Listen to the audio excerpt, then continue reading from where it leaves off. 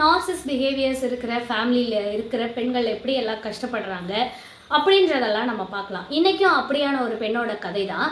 அந்த வீட்டில் இருக்கிற மாமியார் வந்து டீச்சராக ஒர்க் பண்ணவங்க இப்போ விஆர்எஸ் கொடுத்துட்டு வீட்டில் தான் இருக்காங்க. வீட்டுக்கு வந்த மருமகளும் டீச்சர் ட்ரைனிங் தான் முடிச்சிருக்காங்க. திருமணத்துக்கு முன்னாடி ஒர்க் பண்ணிட்டு இருந்தவங்க கல்யாணத்துக்கு அப்புறம் ஒர்க் போகலை. இப்போ அவங்களுக்கு ஒரு குழந்தையும் இருக்குது. ஆனால் இப்போ அவங்களுக்கு பண தேவைன்றது அதிகமாகிக்கிட்டே இருக்குது. கணவன் கொடுக்கவே மாட்டேன்றாங்க, இல்லை கொடுக்கறது சில சமயம் பத்த மாட்டேங்குது. இதுக்கு இடையில இந்த மாமியாரோட தொல்லையும் ரொம்ப அதிகமாக இருக்குது.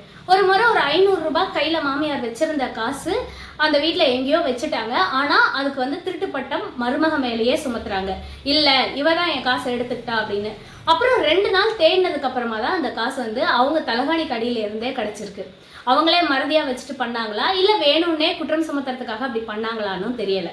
இதுக்கு எல்லாத்துக்கும் மேலே அந்த பொண்ணு நிறைய ட்ரை பண்ணியிருக்காங்க. கல்யாணம் முடிஞ்ச உடனேவும் ட்ரை பண்ணியிருக்காங்க திரும்பவும் ஸ்கூலுக்கு வேலைக்கு போகிறதுக்கு. ஆனால் அதுக்கு அவங்க மாமியார் ஒத்துக்கவே இல்லை. இல்லை என் பையனை நீ நல்லா கவனிச்சுக்கோ, உனக்கு இன்னும் சமையல் வேலை தெரியல, வீட்டு வேலைலாம் தெரியல, இதை இருந்து பழகிக்கோ, கொஞ்ச நாள் நீ வந்து கல்யாணம் ஆகி ரெஸ்ட் எடுத்துக்கோ, அப்படி ஒரு விதமாக ஒரு நாள் ஒரு காரணம் சொல்லிக்கிட்டே இருக்காங்க.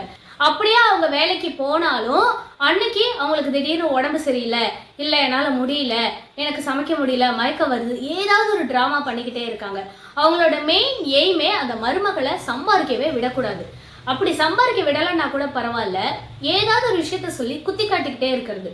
உனக்கு நீ ஒன்றுமில்லாத வீட்டிலேருந்து வந்திருக்க, உனக்கு பணம்னா என்னென்னு தெரியாது, நாளை எவ்வளோ சம்பாரிச்சவ தெரியுமா, இந்த மாதிரி எல்லாம் வார்த்தைகளால் குத்திக்கிட்டே இருக்கிறது.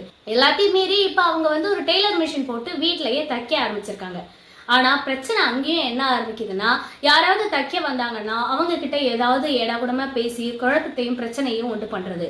அப்புறம் அவங்க ஏதாவது காசு கொடுத்துருக்காங்க தைக்கிறதுக்கு அப்படின்னா கூட அந்த காசுக்கு என்ன வேலை வைக்கலாம் அப்படின்னு இவங்க யோசிக்கிறது.